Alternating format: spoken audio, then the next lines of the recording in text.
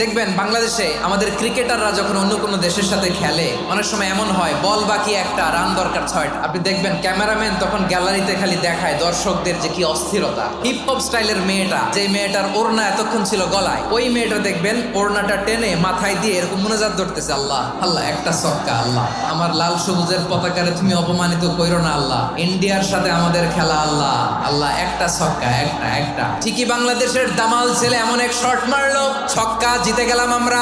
পুরো স্টেডিয়াম জুড়ে চিৎকার, হই হুল্লোড়, মৌজ মাস্তি। যেই মেয়েটা মাথার মধ্যে ওড়না দিয়ে এতক্ষণ সুবহানাল্লাহ সুবহানাল্লাহ বলে আল্লাহর কাছে দোয়া করেছে, ওই মেয়ে এখন আবার ওড়না ফেলে দিয়ে নাচা শুরু করে দিয়েছে।